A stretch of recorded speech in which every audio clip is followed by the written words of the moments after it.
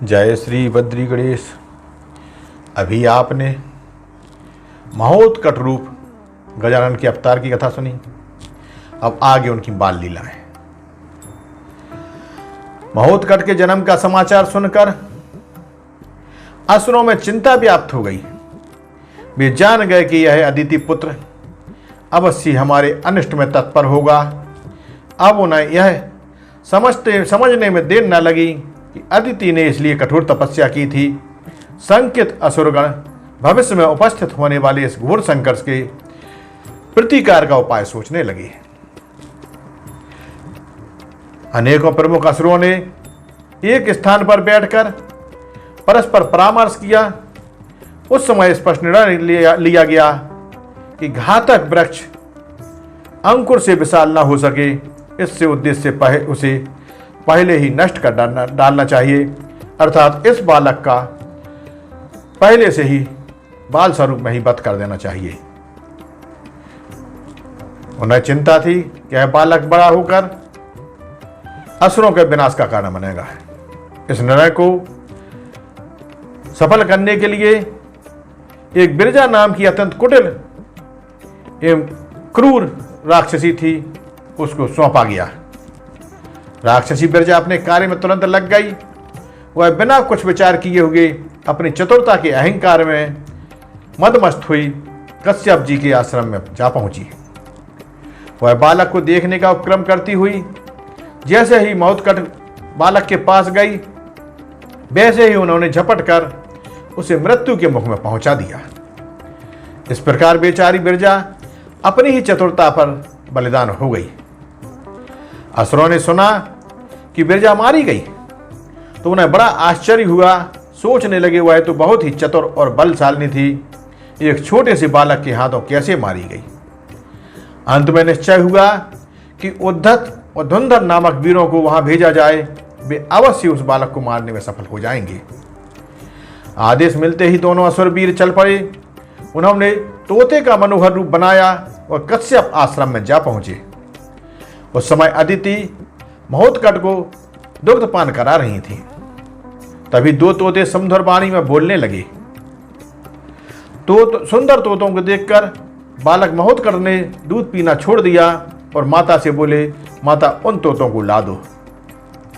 माता ने समझाया, पुत्र पहले दूध पीकर पेट भर लो, तब उन्हें देखना। यह तो आकाश में उड़ने वाले पक्षी हैं, इन्हें पकड़ना भी कोई सहज कार्य नहीं है।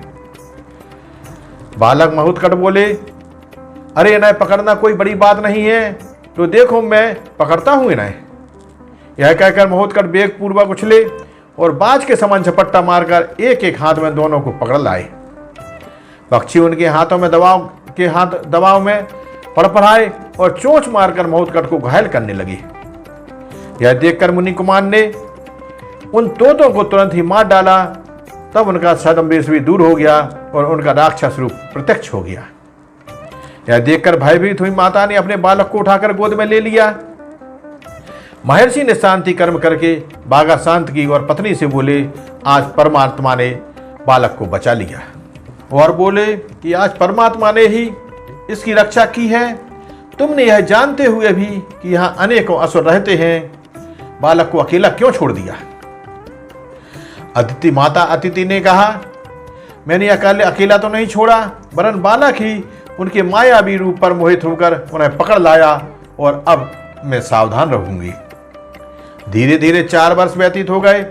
उनकी बाल क्रीड़ाएं माता पिता और वनवासी स्त्री पुरुष बालकों के लिए मनोरंजन और चर्चा का विषय बनी रही हुई थी।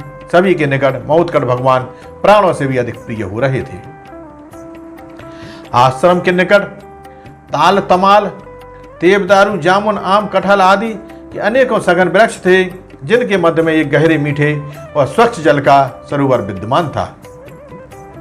उसमें अनेकों मछलियां मगर आदि जलजीव थे, जो आश्रम वासियों के लिए बहुत कष्टकर सिद्ध होते थे, क्योंकि उनके कारण कोई निशंक रूप से स्नान तो क्या, उस सरोवर के तट पर बैठकर संध्या वंदन करने का और पानी भरने का प्रयास भी नहीं करता था। वह हमेशा उस सरोवर के आसपास भयभीत ही रहते थे। एक बार सोमवती अमावस्या के साथ व्यतिपात योग पड़ा। उस दिन माता अदिति भी स्नान करने के लिए उस सरोवर पर जा पहुंची। उनके साथ महोत्कट भी थे। बालक को तट पर बैठाया और स्वयं स्नान करने के लिए सरोवर में उतर गईं। तभी बालक ने भी माता के पास पहुंचने की चेष्टा की, परंतु पास में न पहुंचकर प्रथम सीढ़ी पर ही गिर पड़ा और फिर संभल कर वहीं खेलने लगा। तभी उसे एक मगर ने पकड़ लिया। यह देखकर माता उधर दौड़ी और चिल्लाई, अरे कोई इसे बचाओ, हाय मेरे लाल को मगर ने पकड़ लिया है। निकट ही कुछ मुनि कुमार स्नान कर रहे थे। वे बालक को छुड़ाने के लिए दौड़ पड़े, किंतु वे उसे मगर से न छुड़ा सके। बालक को पकड़े हुए मगर पानी के भीतर जाने के लिए खींच रहा था। उसके साथ माता भी खींचती जा रही थी। उसी समय बालक उछला और उसने मगर से अपने को छुड़ाकर तुरंत ही उस मगर को जल में से उठाकर बाहर तट से भी दूर फेंक दिया। इससे उसका शरीर फटकर चूर चूर हो गया और उसके प्राणों ने शरीर का साथ छोड़ दिया। यह देखकर माता सहित सभी उपस्थित व्यक्तियों को अत्यंत आश्चर्य हुआ। तभी सबने देखा कि मगर देह के समीप ही एक सुंदर वस्त्र अलंकारी तेजस्वी पुरुष रूप प्रकट होकर महोत्कट की ओर हाथ जोड़कर कह रहा है, हे प्रभु, मेरा नाम चित्रगंधर्व है। मैं सभी गंधर्वों का अधिपति था। मेरे विवाह उत्सव में पर समस्त गंधर्व और बहुत से ऋषि मुनि भी सम्मिलित हुए थे। मैंने सभी का स्वागत सत्कार किया, किंतु भ्रमित बुद्धि के कारण महर्षि भृगु का सत्कार करने में भूल हो गई। यह देखकर महर्षि क्रोधित होकर बोले, दुष्ट, तूने मेरा अपमान किया है। इसके फलस्वरूप एक सरोवर में जाकर मगर बनेगा। ऋषि का साफ सुनकर मैं थर थर कांपने लगा।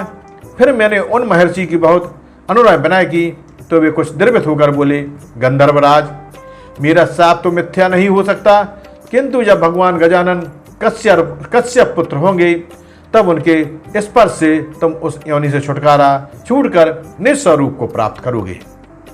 इतना कहकर गंधर्व ने भगवान गजानन की स्तुति की। तुम्हें जगताम नाथ कर्ता पापापहार का, निर्गुणो निरहंकारा सद सत्कारम परम। हे प्रभु, आप ही जगत के स्वामी एवं रचयिता हैं। आप ही पापों का नाश करने वाले गुण रहित, अहंकार रहित एवं सत असत रूप तथा सभी के परम कल्याणकारक हैं। आपकी कृपा से ही मुझे अपने पूर्व रूप की पुनः प्राप्ति हुई है। इस प्रकार प्रार्थना करके गंधर्व अपने लोक को गया। इधर माता अदिति के आश्चर्य की सीमा न थी। वह सोचती यह सब क्या है? यह दिव्य पुरुष कौन था? मनुष्य, राक्षस अथवा देवता? मेरे पुत्र की ओर मुख करके ना जाने क्या क्या करता रहा और अंत में प्रणाम करके चला गया। परंतु मेरा अबोध बालक उसकी बातों को क्या समझता? अवश्य वह कोई आसुरी माया रही होगी। ऐसा विचार करके उन्होंने पुत्र को गोद में उठा लिया और उसे स्तनपान कराने लगी। इस प्रकार माता अपने पुत्र को आश्रम में ले आई और आगे की कथा में महोत्कट के मुख में विश्व रूप के दर्शन होना। जय श्री बद्री गणेश।